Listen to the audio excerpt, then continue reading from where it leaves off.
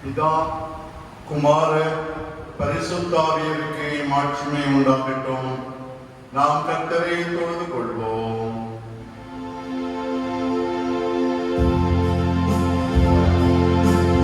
சிங்காசனத்தில் வீற்றிருக்கும் பரிசுத்தரே, பரிசுத்தரே, சிங்காசனத்தில் வீற்றிருக்கும் பரிசுத்தரே, பரிசுத்தரே, ஆராதனை உமக்கு, ஆராதனை, ஆராதனை உமக்கு, ஆராதனை, ஆராதனை உமக்கு, ஆராதனை, ஆராதனை உமக்கு, ஆராதனை.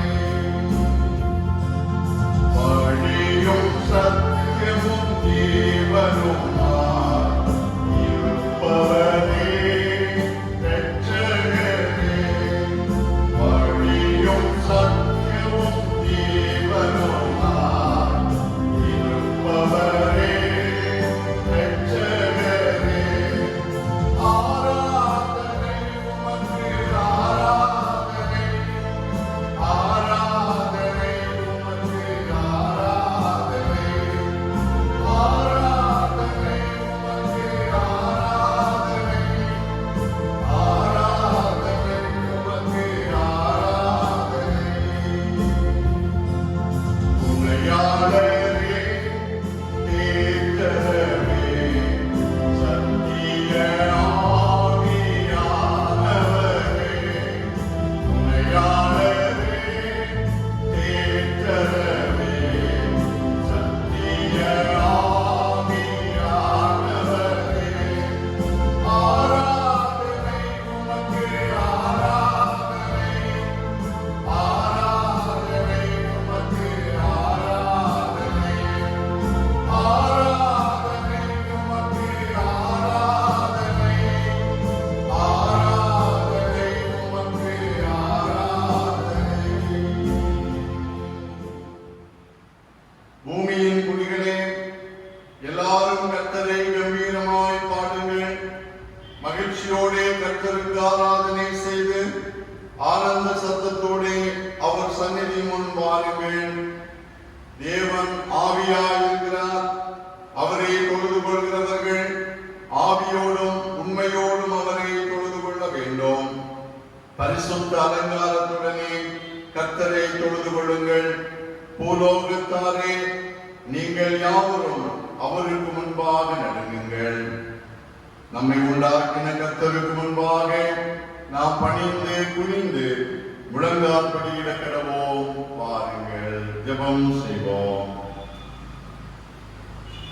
சகலத்தையும் சிருஷ்டித்த சர்வ வல்லவராயிருக்கிற அன்பின் பரலோக பிதாவே, படைப்புகளுக்கெல்லாம் மகுடமாக எங்களை சிருஷ்டித்தவரே, நாட்களையும் மாதங்களையும் வருடங்களையும் ஏற்படுத்தி ஒவ்வொரு நாட்களிலும் ஒவ்வொரு இமைப்பொழுதிலும் எங்களோடு இருந்து எங்களை காத்து பராமரித்து வழிநடத்தி வருகிற அன்பின் ஆண்டவரே, கிருபையாக நீர் எங்களுக்கு தந்த இந்த மாதத்தின் 3வது பரிசுத்த ஓய்வு நாளுக்காக நாங்கள் உமக்கு நன்றி செலுத்துகிறோம். உம்மை துதிக்கிறோம், உம்மை மகிமைப்படுத்துகின்றோம்.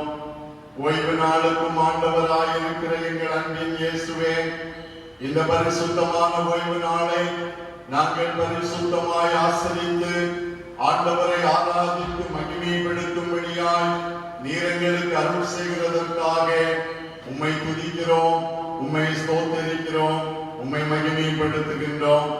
பரிசுத்த ஆவியானவரே, ஆவியோடும் உண்மையோடும் நாங்கள் ஆண்டவரை தொழுது கொள்ளும்படியாய் எங்களை வழிநடத்தி எங்களை ஆட்கொண்டு எங்களை ஆற்றல் படுத்தி அருளும்படியாக ஜெபிக்கிறோம். அன்பின் தெய்வமே, இந்த ஆராதனை மூலமாக உம்முடைய பரிசுத்த நாமம் மகிமைப்படட்டும். இந்த ஆராதனையிலே பங்கு பெறுகிற அனைவரும் தெய்வீக பிரசன்னத்தை உணர்ந்து கொள்ளும்படியான கிருபைகளை தாரும். தடைகள் எல்லாவற்றையும் அப்புறப்படுத்தும். துதி கனம் மகிமை அனைத்தும் ஆண்டவருக்கே செலுத்துகிறோம். இரட்சகர் இயேசு கிறிஸ்துவின் திருப்பாதம் பணிந்து ஜெபிக்கிறோம் ஜெபம் கேளும் அன்பு நிறைந்த பரமபிதாவே, ஆமென். தொழுகையின் துவக்கத்திற்காக நாம் அனைவரும் இணைந்து ஞான பாடலிலே முதலாவது பாடலை பாடுவோம். பூலோகத்தாரே யாவரும் கர்த்தாவில் களி கூறுங்கள், ஆனந்தத்தோடே ஸ்தோத்திரம் செலுத்தி பாட வாருங்கள் என்கிற முதலாவது ஞான பாடலை அனைவரும் இணைந்து பாடுவோம்.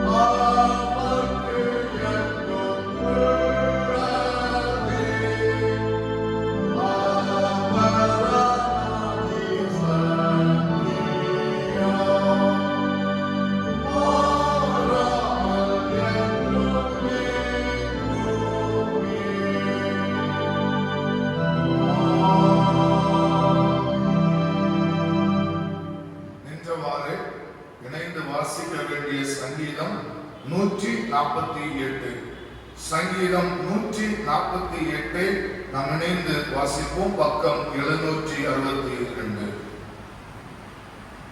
148வது சங்கீதத்தை சேர்ந்து வாசிப்போம். அல்லேலூயா, வானங்களில் உள்ளவைகளே கர்த்தரை துதியுங்கள், உன்னதங்களில் அவரை துதியுங்கள், அவருடைய தூதர்களே நீங்கள் யாவரும் அவரை துதியுங்கள், அவருடைய சேனைகளே நீங்கள் யாவரும் அவரை துதியுங்கள், சூரிய சந்திரரே அவரை துதியுங்கள், பிரகாசம் உள்ள சகல நட்சத்திரங்களே அவரை துதியுங்கள், வானாதி வானங்களே அவரை துதியுங்கள், ஆகாய மண்டலத்தின் மேலுள்ள தண்ணீர்களே அவரை துதியுங்கள். அவைகள் கர்த்தரின் நாமத்தில் துதிக்க கடவுது, அவர் கட்டளையிட அவைகள் சிருஷ்டிக்கப்பட்டது. அவர் அவைகளை என்னென்றைக்கும் உள்ள சதா காலங்களில் நிலைக்கும்படி செய்தார். மாறாத பிரமாணத்தை அவைகளுக்கு நியமித்தார்.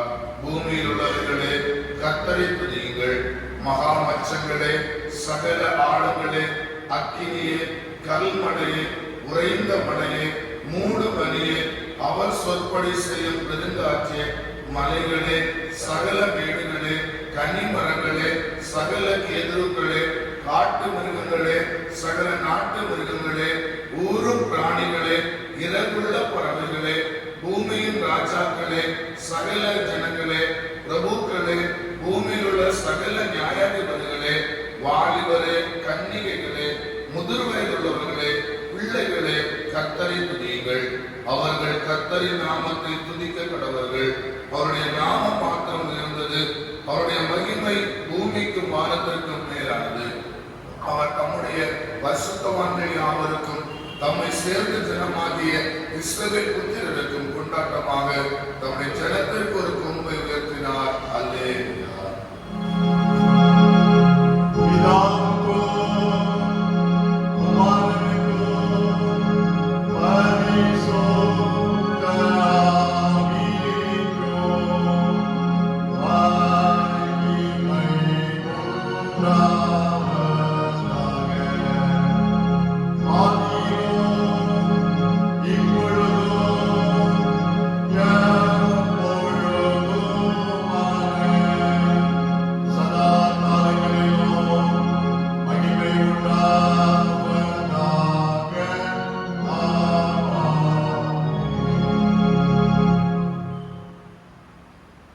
அக்கிரமக்காரருக்கு அறிவு இல்லையா? அப்பத்தை பட்சிக்கிறது போல் என் ஜனத்தை பட்சிக்கிறார்களே, அவர்கள் தேவனை தொழுது கொள்கிறதில்லை. அவர்கள் தங்களை ஞானிகள் என்று சொல்லியும் பைத்தியக்காரராகி தேவனுடைய சத்தியத்தை அவர்கள் பொய்யாக மாற்றி சிருஷ்டிகரை தொழுது சேவியாமல் சிருஷ்டியை தொழுது சேவித்தார்கள். கர்த்தரே என்றென்றைக்கும் ஸ்தோத்திரிக்கப்பட்டவர். ஆமென். அன்றியும் பாலியத்திற்குரிய இச்சைகளுக்கு நீ விலகி ஓடி சுத்த இருதயத்தோடு கர்த்தரை தொழுது கொள்கிறவர்களுடனே நீதியையும் விசுவாசத்தையும் அன்பையும் சமாதானத்தையும் அடையும்படி நாடு. நாம் விளங்காற்படியிட்டு நம்முடைய தவறுகளை உணர்ந்து மனம் வருந்தி மன்னிப்புக்காக வேண்டுதல் செய்து ஆண்டவரிடத்திலிருந்து பாவ மன்னிப்பை பெற்றுக் கொள்வோம்.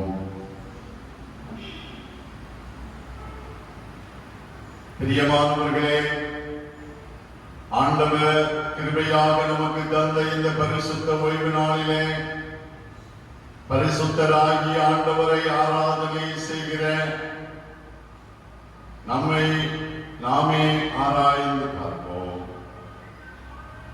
அக்கிரமக்காரர் ஆண்டவரை தொழுது கொள்கிறதில்லை என்று வேதம் சொல்கிறது. ஆண்டவரை தொழுது கொள்ளாதவர்கள் அக்கிரம செய்கைக்காரர் என்று வேதம் நமக்கு சொல்கிறது. நம்முடைய வாழ்விலே ஆண்டவரை தொழுது கொள்வதற்கு விருப்பமற்றவர்களாய் நாம் காணப்படுகிறோம் என்றால் நாம் அக்கிரம செய்கைக்காரராக இருக்கிறோம்.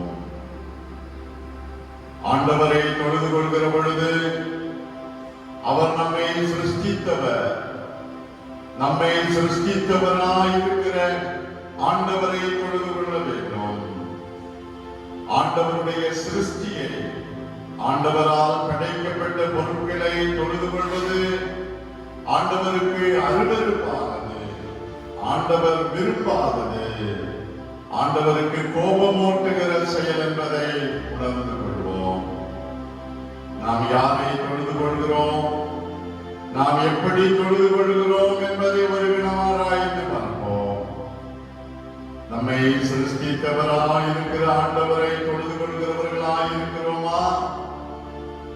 உலகத்திலே ஆண்டவரால் சிருஷ்டிக்கப்பட்டதாயிருக்கிற உயிரற்ற பொருட்களை தொழுது கொள்கிறவர்களாயிருக்கிறோமா?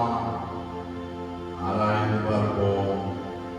ஜீவனுள்ள ஆண்டவரை தொழுது கொள்ள ஆண்டவர் விரும்புகிறார்.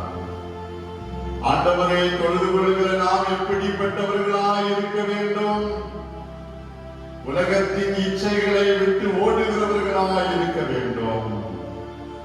உலகத்தின் இச்சையோடு நாம் ஆண்டவரை தொழுது கொள்கிற பொழுது நம்முடைய தொழுகை புத்தியற்றதாய் இருக்கிறது, அர்த்தமற்ற தொழுகையாய் இருக்கிறது. அர்த்தமுள்ள புத்தியுள்ள தொழுகையாய் அமைய நம்முடைய உலக இச்சைகளை விட்டு மனம் திரும்பி சுத்த இருதயத்தோடு விசுவாசத்தையும் அன்பையும் நீதியையும் தேடுகிற அனுபவத்தோடு நாம் ஆண்டவரை தொழுது கொள்ள வேண்டும் என்று ஆண்டவர் விரும்புகிறார். இன்று நாம் ஆண்டவரை ஆராதிக்கிற இந்த ஆராதனை ஆண்டவருக்கு உகந்ததாய் காணப்படத்தக்கதாக, அதற்கு தடையாக இருக்கிற நம்முடைய பாவங்களை ஆண்டவர் நமக்கு மன்னித்து நம்மை பரிசுத்தப்படுத்தி ஆண்டவரை ஆராதிக்கிற நம்மேல் ஆண்டவர் பிரியமாய் காணப்படவும், நம்முடைய ஆராதனையை ஆண்டவர் ஏற்றுக்கொள்ளும்படியாகவும், நம்முடைய தவறுகளை உணர்ந்து மனம் வருந்தி மன்னிப்புக்காக ஆண்டவரை நோக்கி வேண்டுதல் செய்வோம்.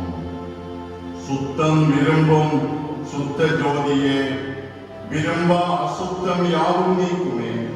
பாவி நீச பாவினாலையா தேவா இரக்கம் செய்ய மாட்டீரோ என்று பக்தன் பாவத்தை உணர்ந்து பாடின வண்ணமாக நம்முடைய அக்கிரமங்களையும் நம்முடைய மீறுதல்களையும் நம்முடைய பாவங்களையும் உணர்ந்து மன்னிப்புக்காக ஆண்டவரை நோக்கி வேண்டிக் கொள்வோம். சுத்தம் விரும்பும் சுத்த ஜோதியே, விரும்பா அசுத்தம் யாவும் நீக்குமே. சுத்தம் விரும்பும் சுத்த ஜோதியே, விரும்பா அசுத்தம் யாவும் நீக்குமே.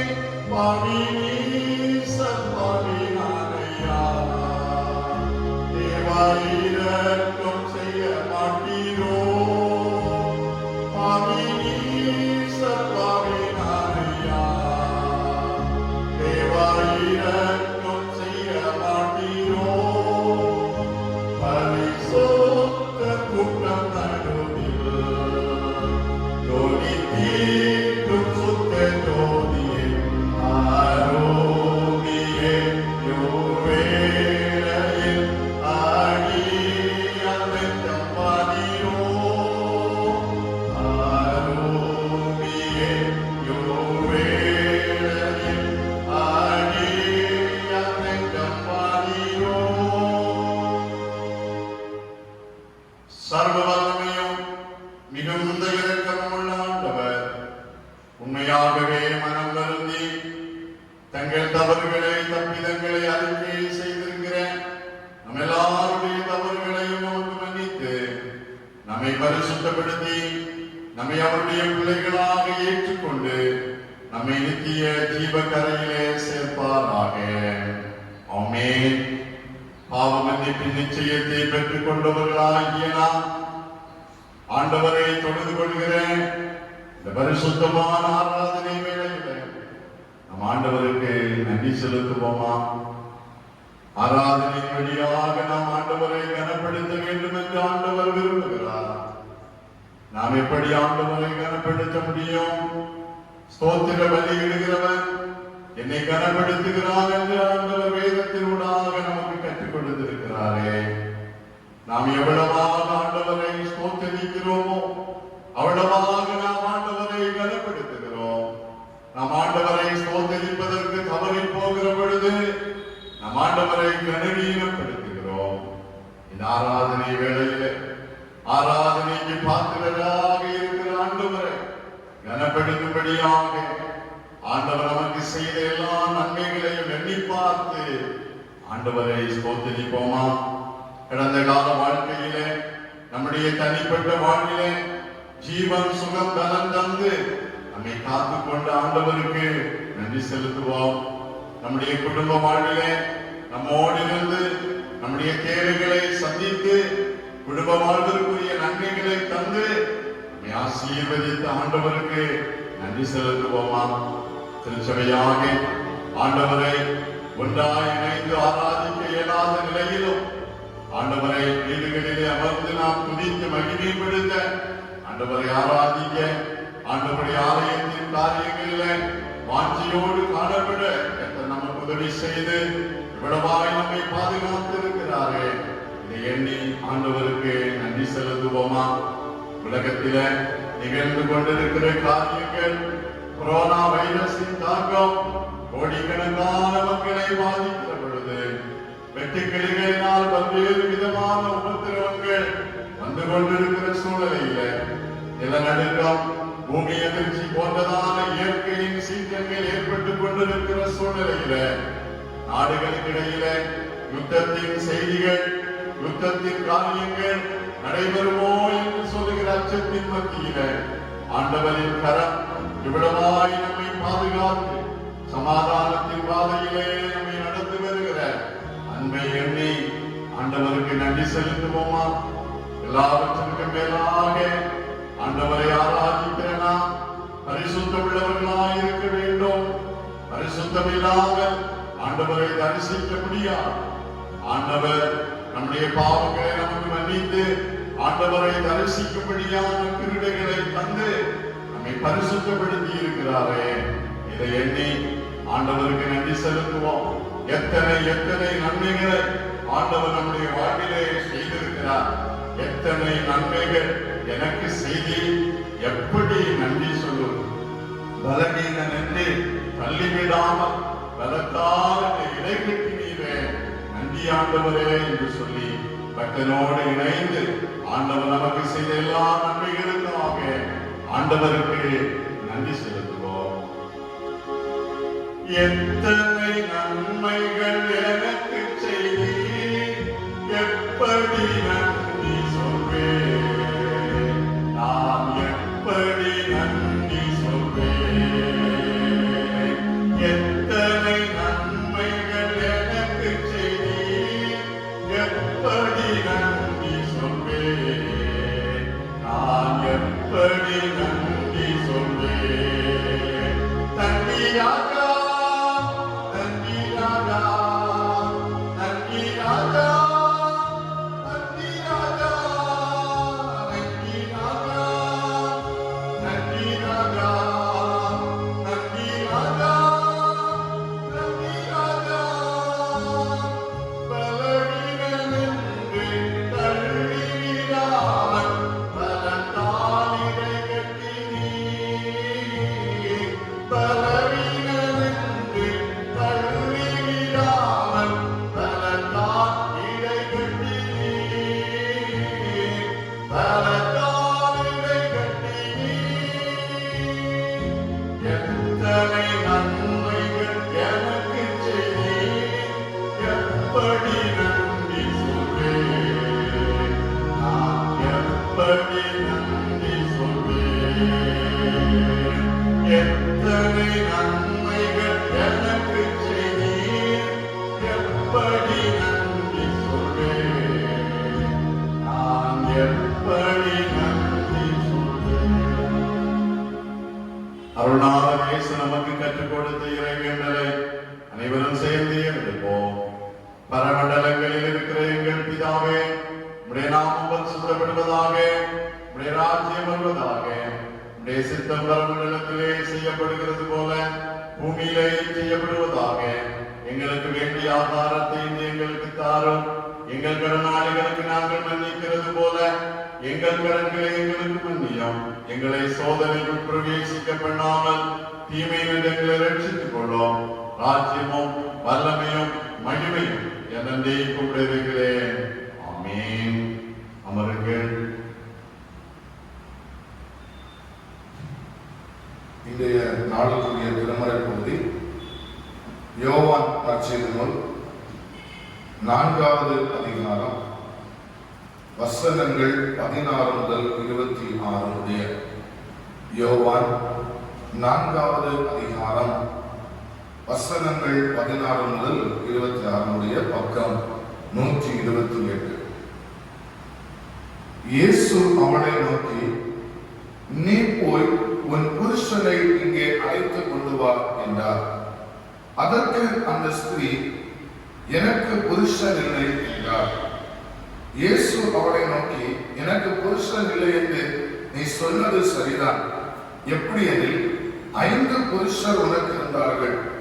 இப்பொழுது உனக்கு இருக்கிறவன் உனக்கு புருஷன் அல்ல, இதை உள்ளபடி சொன்னார் என்றார். அப்பொழுது அந்த ஸ்திரீ அவரை நோக்கி, ஆண்டவரே, நீர் தீர்க்கதரிசி என்று காண்கிறேன். எங்கள் பிதாக்கள் இந்த மலையிலே தொழுது கொண்டு வந்தார்கள். நீங்கள் எருசலேமில் இருக்கிற ஸ்தலத்திலே தொழுது கொள்ள வேண்டும் என்கிறீர்களே என்றார். அதற்கு இயேசு, ஸ்திரீயே, நான் சொல்லுகிறதை நம்பு. நீங்கள் இந்த மலையிலும் எருசலேமிலும் மாத்திரமல்ல, எங்கும் பிதாவை தொழுது கொள்ளும் காலம் வருகிறது. நீங்கள் அறியாததை தொழுது கொள்கிறீர்கள், நாங்கள் அறிந்திருக்கிறதை தொழுது கொள்கிறோம். ஏனென்றால் ரட்சிப்பு யூதர்கள் வழியாக வருகிறது. உண்மையாய் தொழுது கொள்கிறவர்கள் பிதாவை ஆவியோடும் உண்மையோடும் தொழுது கொள்ளும் காலம் வரும். அது இப்பொழுதே வந்திருக்கிறது. தம்மை தொழுது கொள்ளுகிறவர்கள் இப்படிப்பட்டவர்களாய் இருக்கும்படி பிதாவானவர் விரும்புகிறார். தேவன் ஆவியாய் இருக்கிறார். அவரை தொழுது கொள்ளுகிறவர்கள் ஆவியோடும் உண்மையோடும் அவரை தொழுது கொள்ள வேண்டும் என்றார். அந்த ஸ்திரீ அவரை நோக்கி, கிறிஸ்து எனப்படுகிற மேசியா வருகிறார் என்று அறிவேன். அவர் வரும்போது எல்லாவற்றையும் நமக்கு அறிவிப்பார் என்றார். அதற்கு இயேசு, உன்னுடனே பேசுகிற நானே அவர் என்றார் என்பதை வாசிக்கும்படியாக கொடுக்கப்பட்ட திருமறை போது வாசிக்கப்பட்டாயிற்று. கிறிஸ்துவுக்கு மகிமை உண்டாவதாக.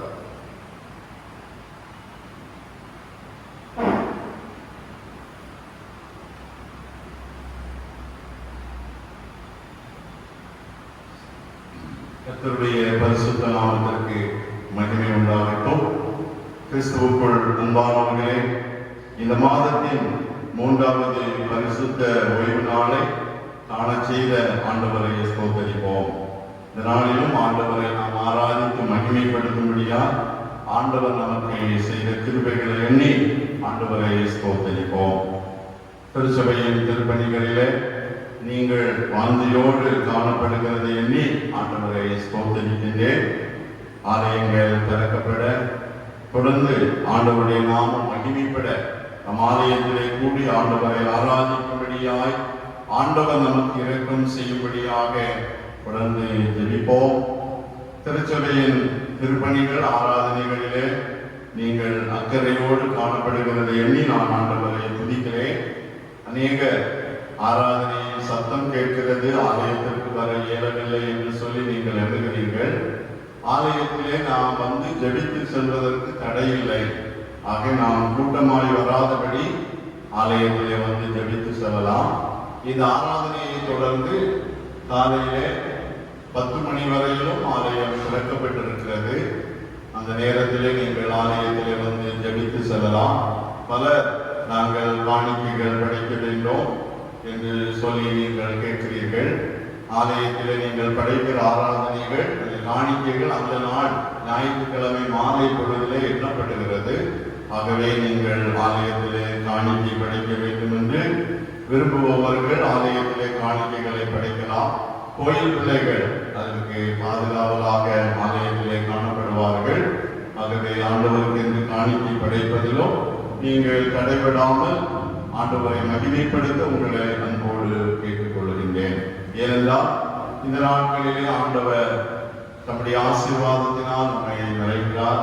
ஆகவே நாம் ஆண்டவரை கனப்படுத்துவதற்கு நாம் தவறிவிடாதபடி ஆண்டவரை மகிமைப்படுத்த அன்போடு கேட்டுக்கொள்கிறேன். இன்று ஆண்டவருடைய நாம மகிமைக்காக ஸ்தோத்திர காணிக்கையாக அருமையான பிள்ளைகள் ஜிஜே, ஜஸ்வின், ஜெஷ்னா ஆகிய பிள்ளைகளின் பெயரில் 5000 ரூபாய் ஸ்தோத்திர காணிக்கை படைக்கப்பட்டிருக்கிறது. இந்த காணிக்கையை படைத்திருக்கிற பிள்ளைகளையும் குடும்பத்தையும் கர்த்தர் ஆசீர்வதிக்கட்டும். அவர்களுடைய எண்ணங்கள், எதிர்பார்ப்புகளை ஆண்டவர் நிறைவேற்றி ஆசீர்வாதங்களினால் நிரப்புவாராக.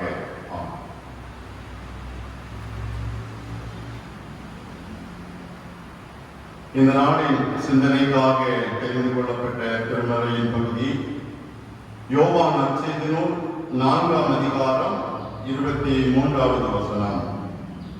யோவான் நற்செய்தி நூல் 4ஆம் அதிகாரம் 23வது வசனம்.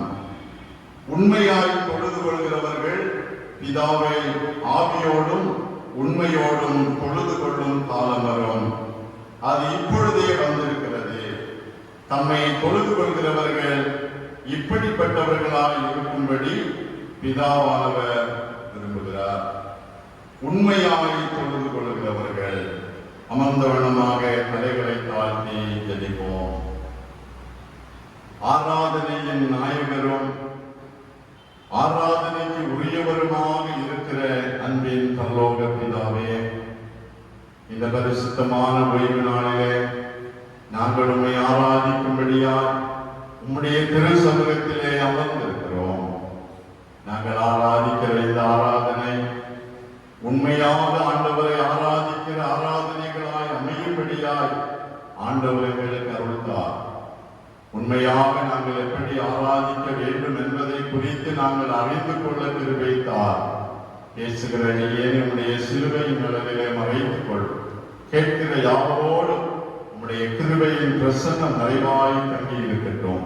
இயேசு ரட்சகர் வழியாய் கேட்கிறோம். ஜெபம் கேளு பரமபிதாவே. ஆமென். அல்லேலூயா, அல்லேலூயா, அல்லேலூயா. ஆராதனை என்று சொல்வது பல்வேறு நிலைகளிலே பல்வேறு விளக்கங்கள் நமக்கு தரப்படுகிறது. ஆராதனை என்பதற்கு ஆங்கிலத்திலே வர்ஷிப் என்று அழைக்கப்படுகிறது. வர்ஷிப் என்று சொல்லுகிற இந்த வார்த்தையினுடைய அர்த்தம் எப்படிப்பட்டது என்றால் worthy plus praise என்று சொல்லப்படுகிறது. தகுதியுள்ளவருக்கு செய்யக்கூடியதான ஒரு செயலை தான் worship. தகுதி உள்ளவராக இருப்பவருக்கு செய்ய வேண்டிய ஒரு காரியம் worship அல்லது ஆராதனை என்று அர்த்தம் கொள்கிறது. வேதத்தின் அடிப்படையிலே ஆராதனையை குறித்து பல்வேறு காரியங்களை நாம் அறிந்து கொள்கின்றோம். ஆராதனையை குறித்து வேதம் நமக்கு பல விளக்கங்களை தருகிற பொழுது அவைகளிலே ஆராதனை என்பது ஒரு மனிதனுடைய ஆவி, ஆத்துமா, சரீரம் இவை மூன்றும் ஒருங்கிணைந்து செய்து நிறைவேற்றப்படுகிற ஒரு செயல் ஆராதனை. சரீரத்தினால் மாத்திரமல்ல, மனிதனுடைய சிந்தனைகளினால் மாத்திரமல்ல, செயல்களினாலும் வெளிப்படுத்தப்பட வேண்டிய ஒரு செயல் ஆராதனை என்று சொல்லப்படுகிறது. எல்லா நிலைகளிலும் ஆராதனைகள் காணப்படுகிறது. எல்லா மனிதரும் ஆராதிக்கிறார்கள். மனிதர்கள் மாத்திரமல்ல, 148வது சங்கீதத்தை நாம் முறையாய் படித்தோம். அந்த சங்கீதத்திலே பறவைகள், ஆண்டவரால் சிருஷ்டிக்கப்பட்ட அனைத்தும் ஆண்டவரை ஆராதிக்கிறது என்று சொல்லப்படுகிறது. ஆக ஆராதனை என்பது மனிதருக்கு மாத்திரமல்ல, ஆண்டவரால் சிருஷ்டிக்கப்பட்ட அனைத்து சிருஷ்டிகளுக்கும் சொந்தமானது என்பதை நாம் அறிந்து கொள்ள வேண்டும். ஆராதனை என்பது என்ன, நாம் எப்படி ஆராதிக்க வேண்டும் என்பதை குறித்து வேதத்தின் அடிப்படையிலே நாம் சிந்திக்கிற பொழுது பல உண்மைகளை நாம் புரிந்து கொள்ள முடிகிறது. இன்று இந்த ஆராதனை என்பது ஜனங்களுக்கிடையிலே, குறிப்பாக கிறிஸ்தவ விசுவாசிகளுக்கிடையிலே பல குழப்பத்தை ஏற்படுத்துகிறதா இருக்கிறது. அந்த ஆராதனை அங்கே சொல்லுகிற பொழுது அந்த ஆராதனை ஆவிக்குரிய ஆராதனையாய் இருக்கிறது. இந்த ஆராதனையிலே ஆவிக்குரிய அனல் மூட்டப்படுகிற நிலை இல்லை என்று சொல்லுகிற விதத்திலே மக்கள் இன்று பல இடங்களிலே ஆராதனைக்காக அலைந்து திரிகிறார்கள்.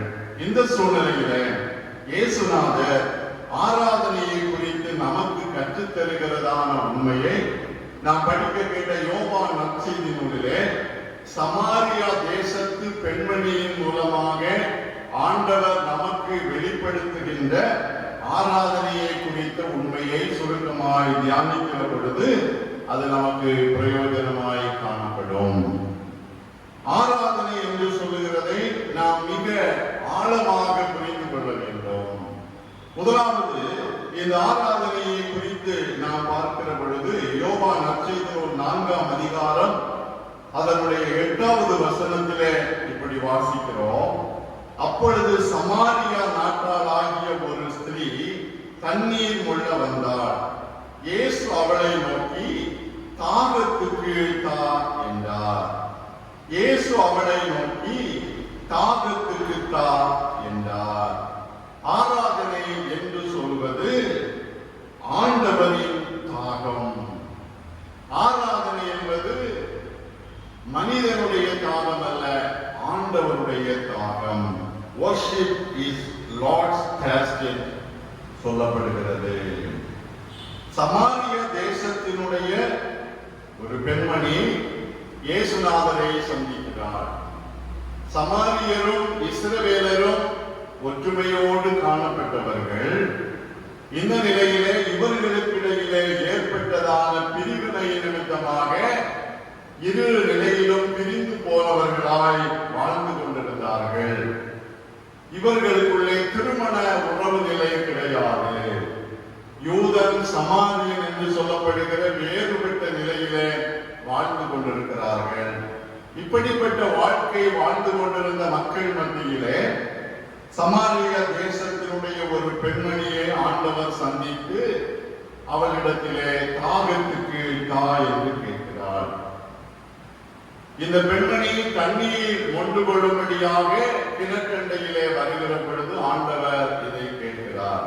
ஒருவேளை இது உலகத்தின் பார்வையிலே நாம் எளிதாய் சொல்லிவிடலாம், இயேசுநாதருக்கு களைப்பு, ஆகவே தாகத்துக்கு தாய் என்று அந்த பெண்மணியிடத்திலே கேட்டார் என்று சொல்லி.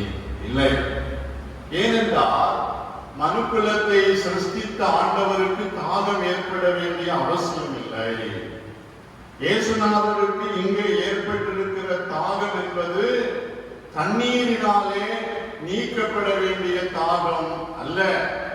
மாறாக ஆண்டவர் தம்முடைய ஜனங்கள் தம்மை ஆராதிக்க வேண்டும் என்பதை குறித்த தாகம். காரணம் என்னவென்று சொன்னால், இந்த சமாரிய தேசத்து பெண்மணி யூதர்களும் சமாரியர்களும் ஒருவருக்கொருவர் பகைஞர்களாய் காணப்படுகின்ற சூழ்நிலையிலே இந்த சமாரியர்கள் மூலமாக ஆண்டவருடைய தாகம் தீர்க்கப்படாமல் இருக்கிறது. சுருக்கமாய் சொன்னால், இவர்களுடைய ஆராதனை ஆண்டவருக்கு ஏற்றதாக காணப்படவில்லை. ஆண்டவர் அதை மிக தெளிவுபடுத்தி தாகத்துக்கு தா என்று கேட்கிறார். பழைய ஏற்பாட்டின் காலத்திலே ஆண்டவர் இஸ்ரவேல் ஜனங்களிடத்திலே விரும்பினதான காரியம் இந்த ஆராதனை.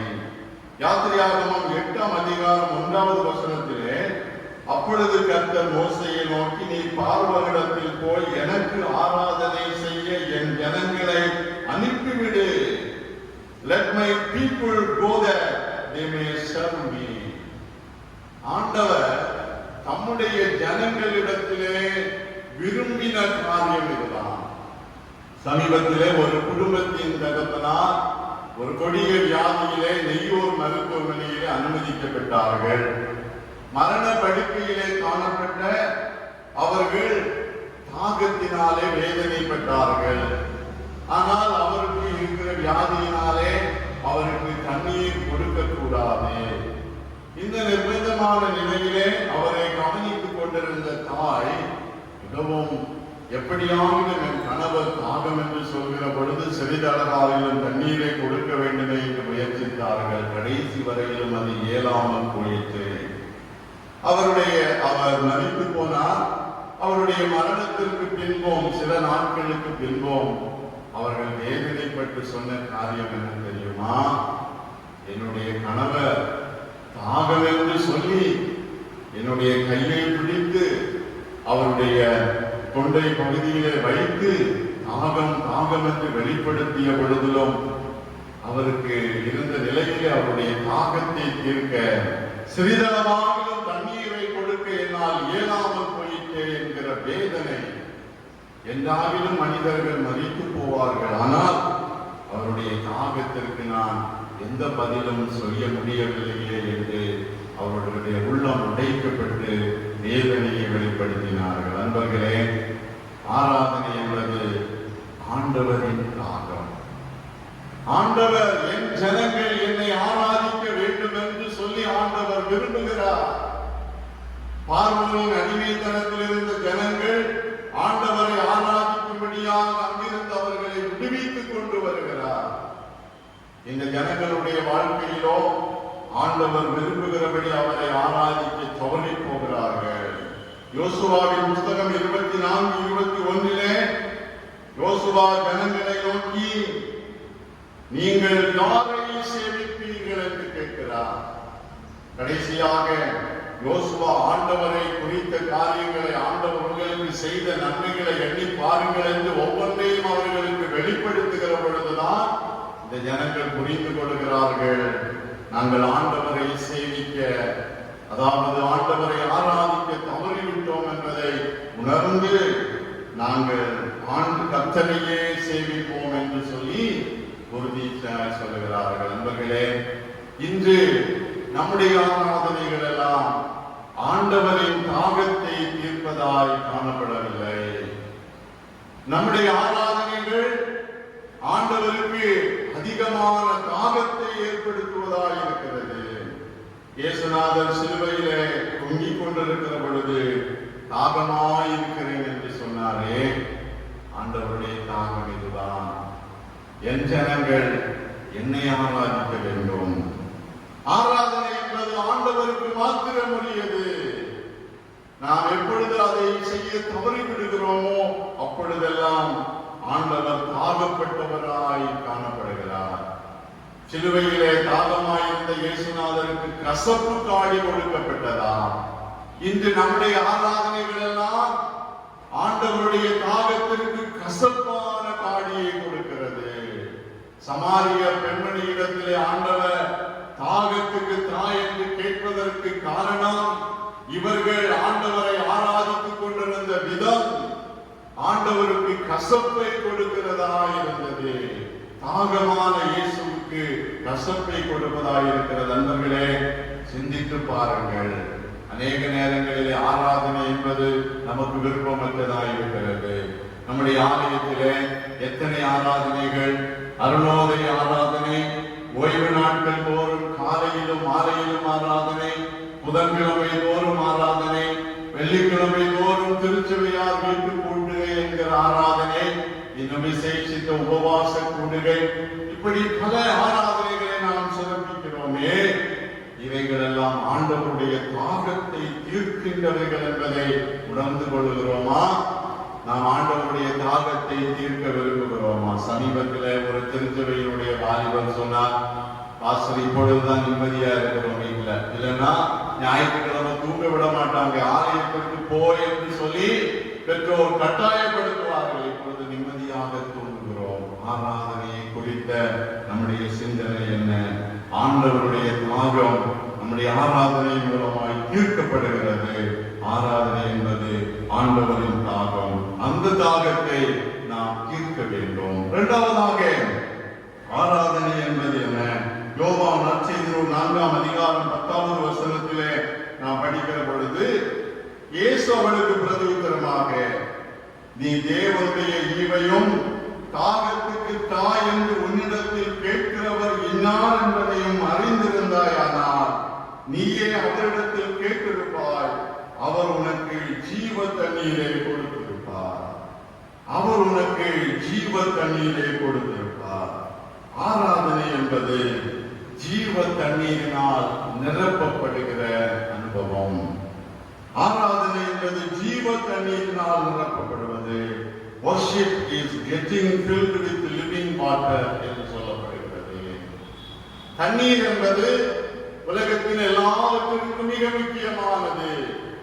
நீரின்றி அமையாத உலகம் என்று சொல்லுகிற பழமொழி இருக்கிறது. இயேசுநாதர் இந்த ஆராதனையை தண்ணீருக்கு ஒப்புமையாய் சொல்லுகிறார். தண்ணீர் எவ்வளவு மனித வாழ்வுக்கு முக்கியமாக இருக்கிறதோ அதுபோல ஒவ்வொரு மனிதனுடைய வாழ்விலும் ஆராதனை என்பது மிக முக்கியமானது. வாகனங்களை ஓட்டுகிறோம். வாகனங்களை ஓட்டுவதற்கு தகுந்த எரிபொருளை நாம் நிரப்பியாக வேண்டும். மனித வாழ்க்கையிலும் ஆராதனை என்பது மனிதனுடைய வாழ்வை சிறப்பாய் அமைவதற்காக மனிதனால் ஏற்படுத்தப்படுவது. ஏதோ மனிதனுடைய விருப்பத்தின்படியாக மனிதன் இதை செய்து கொள்வதல்ல. இந்த ஆராதனையின் மூலமாக நாம் ஜீவ தண்ணீரினால் நிரப்பப்படுகிறோம். ஜீவ தண்ணீர் என்று சொல்லுகிறதற்கு என்ன பொருள் என்று சொன்னால், ஆதி ஆரம்பத்திலே மனிதனை மண்ணிலிருந்து ஆண்டவர் படைத்தார்.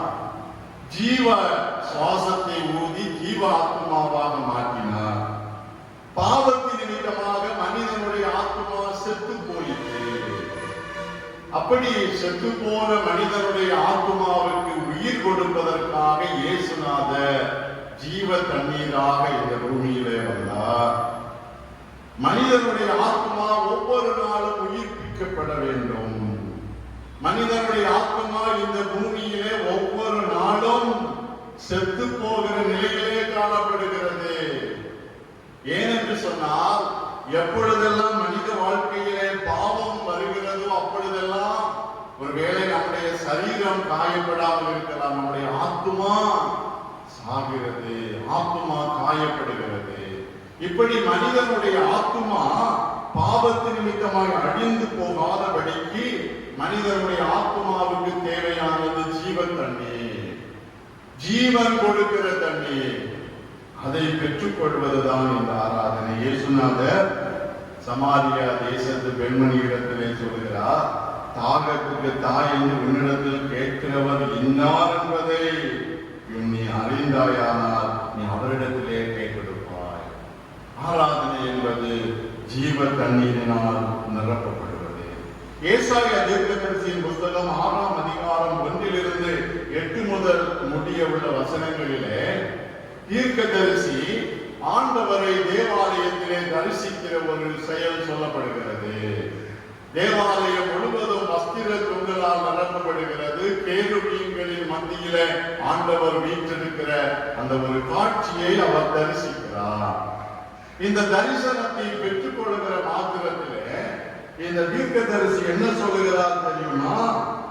ஐயோ, நான் அதமானேன், நான் பாவம் செய்த மனிதன், நான் ஆண்டவரை தரிசித்து விட்டேன் என்று வேதனைப்படுகிறார். அந்த மாத்திரத்திலே இந்த ஏசாயாவினுடைய பாவம் தீர்க்கப்படும்படியாக ஒரு 7வது வசனம், அதனால் என் வாயை தொட்டி, இதோ உன் உதடுகளை தொட்டதினால் உன் அக்கிரமம் நீங்கி உன் பாவம் நிவர்த்தியானது. ஏசாயாவின் மீது ஆண்டவருடைய வல்லமை இறங்கிய பொழுது அவருடைய பாவம் நீக்கியது, அவர் பரிசுத்தம் அடைந்தார். ஆராதனை என்பது நாம் பாவத்தினால் அழிந்து போகிற நிலையிலே நாம் பரிசுத்தம் அடைவதற்கான ஒரு நிலை. இயேசுநாதர் இந்த சமாரியா ஸ்திரீயிடத்திலே ஏன் இவ்வளவாக அவர் உரையாடல் செய்ய வேண்டும் என்று சொன்னால், இந்த பெண்மணி இடத்திலே காணப்பட்ட பாவம், இந்த பெண்மணியினுடைய பாவத்தின் நிமித்தமாக இவர் நித்திய ஜீவனை இழந்து போகிற நிலையிலே அதை பெற்றுக் கொள்வதற்காக ஆண்டவர் அந்த பெண்மணியை சந்தித்து ஜீவ தண்ணீரை கொடுக்கிறார். இந்த பெண்மணி தண்ணீரை பெற்றுக்கொள்ள குடத்தோடு வருகிறாள். இயேசுநாதரை சந்தித்தவுடனே ஆராதனை என்பது ஆண்டவருடால் தரப்படுகிற நித்திய ஜீவ தண்ணீரை பெற்றுக் கொள்வது என்பதை உணர்ந்து கொண்டவுடனே அந்த தண்ணீரினாலே நிரப்பப்பட்ட பெண்மணி குடத்தை வைத்துவிட்டு கிராமத்துக்கு செல்கிறார். நண்பர்களே, இன்று நம்முடைய ஆராதனைகள் எல்லாம் இப்படித்தான். குடத்தை எடுத்துக்கொண்டு ஆலயத்திற்கு வருகிறது போல, எப்பொழுதெல்லாம் ஆலயத்திலே வந்து ஆராதிக்கிற பொழுது ஆண்டவர் என்னை ஆசீர்வதிப்பார், என் குடும்பத்தை ஆசீர்வதிப்பார், ஆண்டவருடைய ஆசீர்வாதங்களை குடத்திலே பெற்றுக் கொண்டு செல்லலாம் என்று இந்த சமாரியா தேசத்து பெண்மணியை போன்ற விதத்திலே நம்முடைய ஆராதனைகள் அமைகிறது. அதுவல்ல, ஆராதனையிலே ஆண்டவராய் நாம் சந்திக்கிற பொழுது அந்த குடத்தை வைத்துவிட்டு ஜீவ தண்ணீரினால் நிரப்பப்பட்ட பின்பு பாகமற்ற நிலையிலே நித்திய ஜீவனை பெற்றுக் கொண்டவர்களாய் திரும்பி செல்வதுதான் ஆராதனை. ஆராதனை என்பது ஜீவ தண்ணீரால் நிரப்பப்படுவது. கடைசியாக ஆராதனையை குறித்து இயேசுநாதர் கற்றுக் கொடுக்கிற உண்மை யோவான் 4ஆம் அதிகாரம் 24வது வசனத்திலே, தேவன் ஆவியாய் இருக்கிறார், அவரை தொழுது கொள்கிறவர்கள் ஆவியோடும் உண்மையோடும் அவரை தொழுது கொள்ள வேண்டும் என்றார். ஆவியும் உண்மையும் ஆராதனையின் அவயவங்கள். ஆராதனையிலே ஆராதனை என்பது ஒரு உயிர் உள்ள செயல். ஆராதனை என்பது இறந்து போன ஒரு மனிதருக்கு நினைவஞ்சலி செலுத்துவது போன்றதல்ல. மரித்து போன ஒரு மனிதர்களுடைய கல்லறையின் முன்பாக நின்று 1 வருடம் 2 வருடம் வருடந்தோறும் நாம் அவர் செய்த காரியங்களை நினைத்து அஞ்சலி செலுத்தி விட்டு வருகிறோம். ஆராதனை அப்படிப்பட்டது அல்ல. ஆராதனை என்பது உயிர் ஊட்டப்படுகிற உயிருள்ள ஒரு செயல், ஆவியோடும் உண்மையோடும் செய்யப்பட வேண்டிய செயல். Spirit and truth are the elements of worship. நம்முடைய ஆராதனைகளிலே ஆவியின் அனுபவம், உண்மையின் செயல்பாடுகள் காணப்பட வேண்டும். இயேசுநாதர் இந்த பெண்மணியிடத்திலே சொல்கிறார், நீங்கள் ஆராதிப்பதற்கு உங்களிலே காணப்பட வேண்டிய முக்கியமான 2 ஆவியும் உண்மையும். இந்த பெண்மணி இடத்திலே ஆண்டவர் பேசுகிற பொழுது ஆண்டவரிடத்திலே அந்த பெண்மணி கேட்கிறாள், அந்த ஜீவ தண்ணீரை எனக்கு தாரும் என்று கேட்ட உடனே ஆண்டவர் கொடுக்கவில்லை. நீ போய் உன் புருஷனை இங்கே அழைத்து கொண்டு வா என்று கேட்கிறார். இதற்கு காரணம் என்னவென்றால், இந்த ஆராதனை என்பது பொழுது யார் வேண்டுமானாலும் ஆராதிக்கலாம். ஆனால் எல்லோரும் ஆண்டவருடைய ஆசீர்வாதத்தை பெற முடியாது. ஆராதனை என்பது ஆண்டவர் தருகிற நன்மையினால் உணர்த்தப்படுகிற அனுபவம். ஏதோ பல பல இடங்களிலே சென்று நாம் ஆராதிப்போம். பல பல முறைகளிலே, பல நெத்தியிலே பல்வித காரியங்கள், கைகளிலும் கால்களிலும் பலவிதமானவைகளை அணிந்து கொள்வது ஆராதனை என்று நினைக்கிறார்கள். ஒருவேளை அது உலகத்தின் காரியமாக இருக்கலாம். அது ஆண்டவர் விரும்புவது அல்ல. ஆண்டவர் விரும்புகிற ஆராதனை ஆவியோடும் உண்மையோடும் இணைந்தது. இந்த பெண்மணி எளிதாக நான் ஆராதனை செய்து ஆண்டவரிடத்திலிருந்து ஆசீர்வாதத்தை பெற்றுக் கொள்ளலாம் என்று குறுக்கு வழியை தேடினார். நாமும் அப்படித்தானே, எங்க போய் குறுக்கு வழியாக சென்று நன்மையை பெற்றுக் கொள்ளலாம் என்று விரும்புகிறோம். இந்த பெண்மணியிடத்தில் முடியாது. நீ போய் ஒரு புருஷனை அழைத்துக் கொண்டு வா. அப்பொழுது இந்த பெண்மணி உண்மையை சொல்லுகிறார், என்னுடைய வாழ்க்கை இப்படித்தான் ஆண்டவரே, நான் உண்மையற்றவள். என்னுடைய ஆவியிலே நான் ஆண்டவரை ஆராதிக்கவில்லை. சடங்காச்சாரமாக ஆலயத்திலே சென்று கொஞ்ச நேரம் அமர வேண்டும், மற்றவர்கள் பார்க்க வேண்டும் என்பதுதான் என்கிற தவறை ஆண்டவரிடத்திலே அறிக்கையை செய்கிறார். அப்பொழுதுதான் ஆண்டவர் சொல்கிறார், தம்மை ஆராதிக்கிறவர்கள், தம்மை தொழுது கொள்கிறவர்கள் இப்படிப்பட்டவர்களாய் இருக்க வேண்டும். யார் வேண்டுமானாலும் ஆராதிக்கலாம். ஆனால் எல்லோருடைய ஆராதனையும் ஆண்டவர் விரும்ப மாட்டார். அவரை ஆராதிக்கிறவர்கள் இப்படித்தான் இருக்க வேண்டும். பழைய பாட்டிலே தானியேலுடைய புஸ்தகத்தை படிக்கிற பொழுது தரியு ராஜாவின் காலத்திலே நடந்த ஒரு நிகழ்வு. தரியு ராஜாவை ஆராதிக்காதபடி இந்த தானியேல் ஜீவனுள்ள தேவனை ஆராதிக்கிறார் என்று சொல்லப்பட்டவுடனே ஒரு பெரிய சட்டம் சிங்கக்கடியிலே போடப்பட வேண்டும் என்று. சிங்கக்கடியிலே தானியேல் போடப்பட்டுகிற பொழுது என்ன நடந்தது? தானியேல் 6:20 ராஜா கெபியின் கிட்ட வந்தபோது உயர சத்தமாய் தானியேலை கூப்பிட்டு, தானியேலே, ஜீவனுள்ள தேவனுடைய தாசனே, நீ இடைவிடாமல் ஆராதிக்கிற உன் தேவன் உன்னை சிங்கங்களுக்கு தப்புவிக்க வல்லவராய் இருந்தாரா என்று தானியேலை கேட்டார். தானியேல் சொல்லுகிறார், சிங்கங்களை சேதப்படுத்தாதபடிக்கு தேவன் தம்முடைய தூதனை அனுப்பி அவைகளின் வாயை கட்டி போட்டார். அது ஏனென்றால் அவருக்கு முன்பாக நான் குற்றமற்றவனாய் காணப்பட்டேன். ராஜாவாய் உமக்கு முன்பாக நான் நீதிகளை செய்வதில்லை. ஆராதனை ஆண்டவருக்கு முன்பாக குற்றமற்ற நிலையில குற்றமற்றவர்களாக நாம் செய்ய வேண்டும். குற்றமுள்ளவர்களோட பாவாரிக்கை நம்முடைய ஆராதனையில வைக்கிறோம். எதற்கு?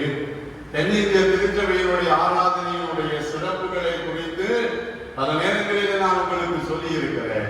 உண்மையாகவே இந்த ஆராதனையினுடைய முழுமையையும் உணர்ந்து கொள்கிறவர்கள் ஆவியோடும் உண்மையோடும் ஆண்டவரை ஆராதிக்க முடியும். ஆவியோடும் உண்மையோடும் ஆண்டவரை தானியேல் ஆராதித்த பொழுது சிங்கங்கள் சேதப்படுத்தவில்லை. நாம் இன்று ஆராதிக்கிற ஆராதனை ஆவியோடும் உண்மையோடும் ஆண்டவரை ஆராதிக்க இயலாமல் தடைபெற்ற அனுபவம். ஆவியோடும் உண்மையோடும் ஆண்டவரை ஆராதிப்போம். ஆராதனை என்பது ஆண்டவரின் தாகம். ஆராதனை என்பது ஜீவ தண்ணீரினால் நிரப்பப்படுதல். ஆராதனையின் அவயவங்கள் ஆவியும் உண்மையும், இவை இரண்டும் இல்லாத ஆராதனை அர்த்தமற்றது. ஆண்டவரை ஆராதிக்க நம்மை ஆயத்தப்படுத்துவோம். ஆண்டவர் தாமே இந்த வார்த்தைகளால் நம் ஒவ்வொருவரையும் ஆசீர்வதிப்பாராக. ஆமென், ஆமென். ஆராதனைக்கு நிறைவாக மறுபடியும் நம் ஞாபகம் எடுத்து அந்த ஆராதனை பாடல் புத்தகத்திலே 289வது பாடல், ஆராதனை பாடல் புத்தகத்திலே 289வது பாடல், ஆராதிப்பேன் நான் ஆராதிப்பேன், ஆண்டவர் இயேசுவை ஆராதிப்பேன்.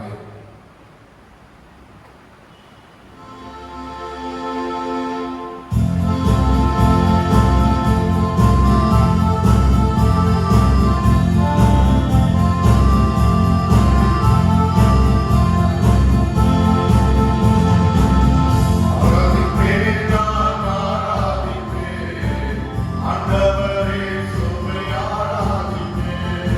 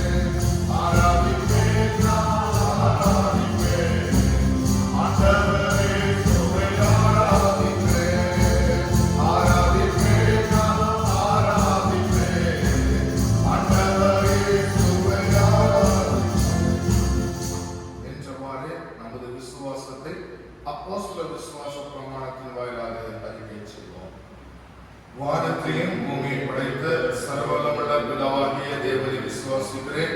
அவருடைய ஒரே குமாரனாகிய நம்முடைய நாதர் இயேசு கிறிஸ்துவை விசுவாசிக்கிறேன்.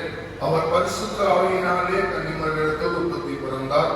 பொந்து பிலாத்தின் காலத்தில் பாடுபட்டு சிலுவையில் அறையுண்டு மரித்து அடக்கம் பண்ணப்பட்டு பாதாளத்தில் இறங்கினார். 3ஆம் நாள் மருத்துவருந்து உயிரோடு எழுப்பினார். சர்வவல்லமையுள்ள பிதாவாகிய வலது பார்சத்தில் வீற்றிருக்கிறார்.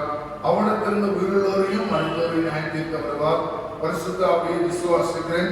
பொதுவாக இருக்கிற பரிசுத்த சபையும் பரிசுத்தவான்கள் ஐக்கியமும் பாவ மன்னிப்பும் மருத்துவ உயிர்த்தெழுதலும் நித்திய ஜீவனை விசுவாசிக்கிறேன்.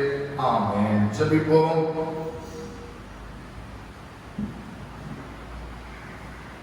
நேற்றும் இன்றும் இன்னும் மாறாத எங்களை வழிநடத்தி வருகிற நீங்கள் சர்வ வல்லமுள்ள நல்ல ஆண்டவரே, இந்த ஆசீர்வாதமும் மனமகிழ்ச்சியுமான இந்த பரிசுத்த நாளில் இந்த காலை வேளைக்காக உம்மை துதிக்கிறோம்.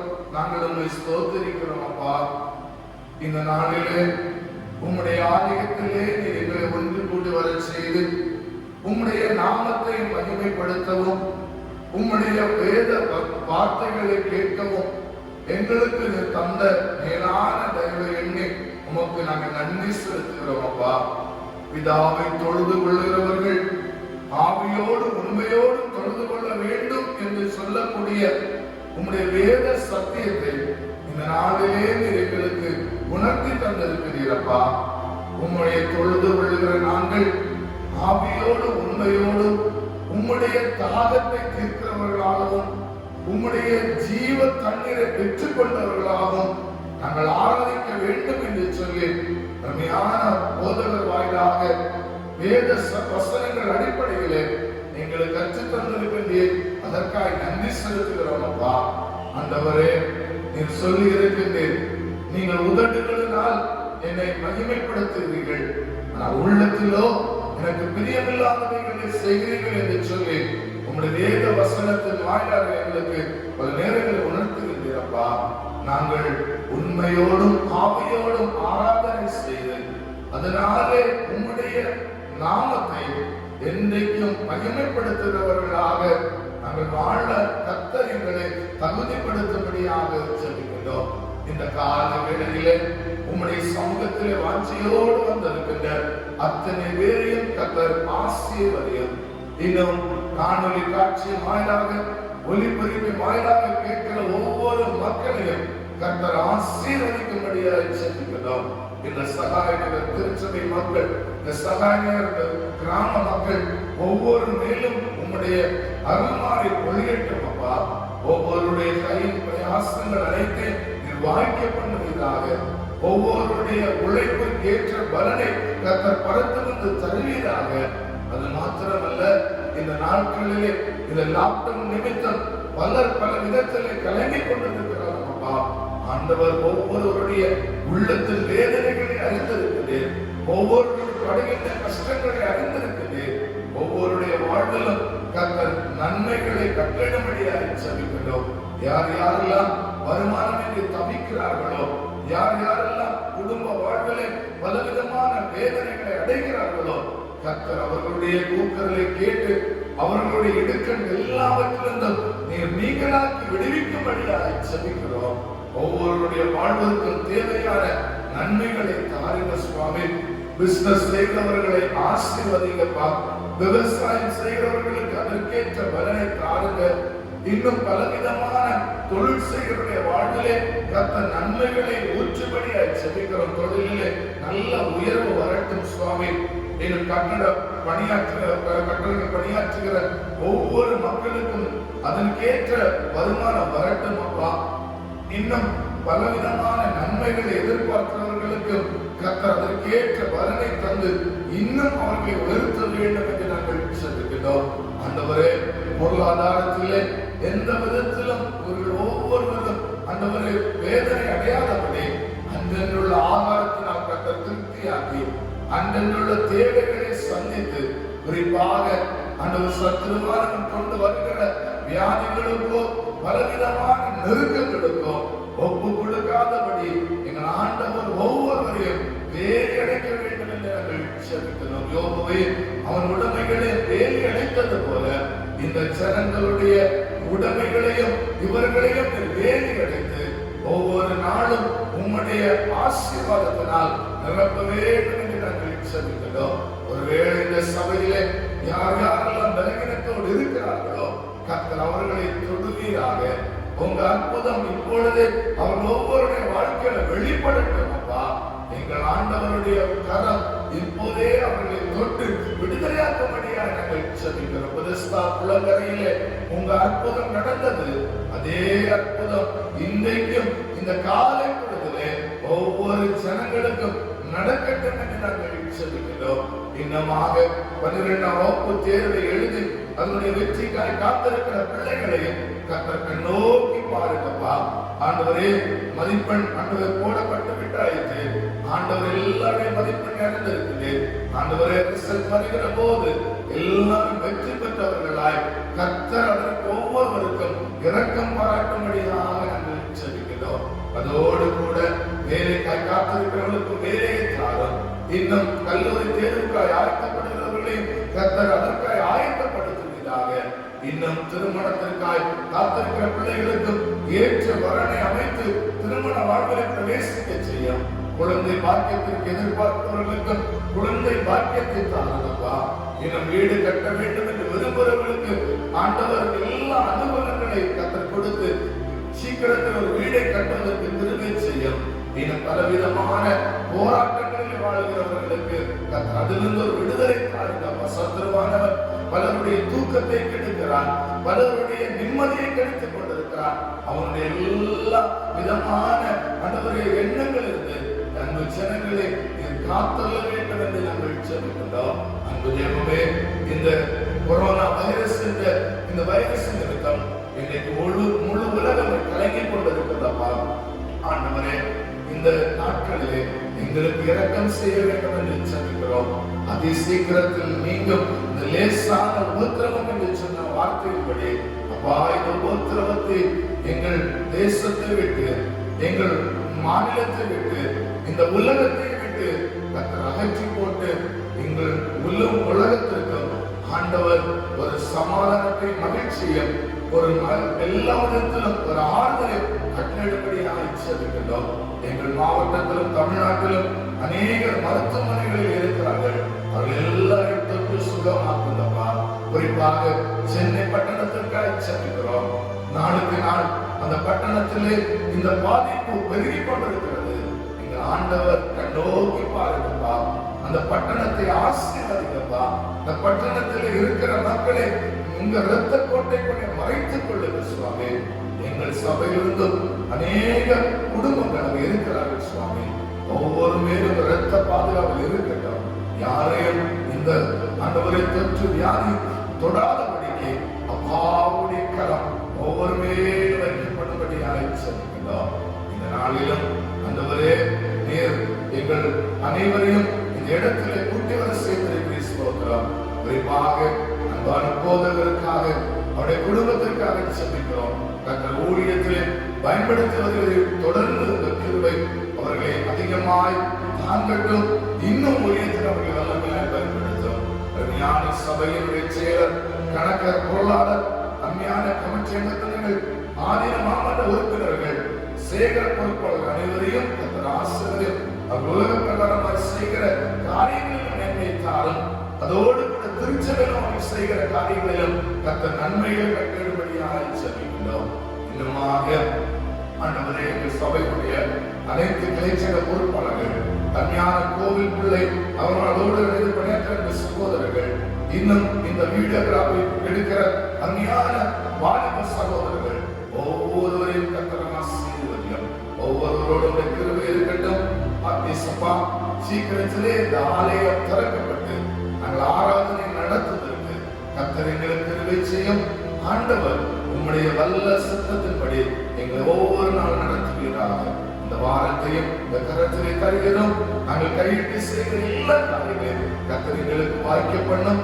எங்கள் தேவைகள் அனைத்தையும் சந்தியும். சத்துருவானவர் எங்களை எந்த ஆபத்துக்கு ஒப்பு கொடுக்காதபடி எங்கள் அனைவரையும் உங்கள் இரத்த கோட்டைக்குள்ளே மறைத்துக் கொள்ளும்படியாக செபிக்கின்றோம். குறிப்பாக இந்த ஒலிபெருக்கின் வாயிலாக கேட்கிற, காணொலி காட்சி பார்க்கிற ஒவ்வொரு மக்களையும் கர்த்தர் ஆசீர்வதித்து ஒவ்வொருடைய வாழ்விலும் நன்மையும் கிருபையும் என்னாலும் தொடர வேண்டும் என்று இயேசு கிறிஸ்துவின் நாமத்தில் ஜெபிக்கிறோம் நல்ல பிதாவே, ஆமென். எல்லா நன்மைக்கும் காரணம் எல்லாரும் போற்றும் மாரணம் வல்ல நாதா, நல்ல தேவா, பொல்லாப்பை போக்கும் மேல்மன்னா, பல்கோடி நன்றி பூரணா. அல்லேலூயா, அல்லேலூயா, அல்லேலூயா, அல்லேலூயா, அல்லேலூயா.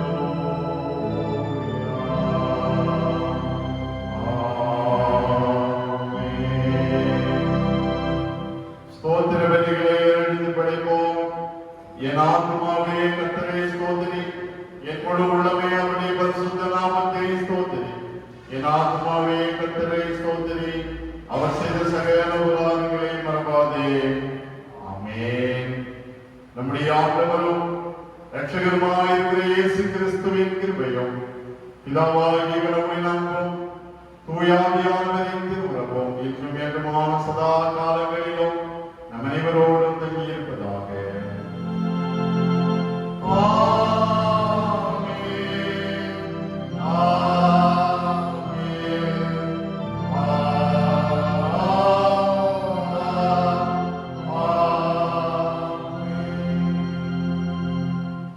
ஆண்டவர் உங்களோடு இருப்பாராக. ஆண்டவர் அருளுகிற சமாதானம் நம் அனைவரோடும் நிறைவாய் தங்கியிருப்பதாக.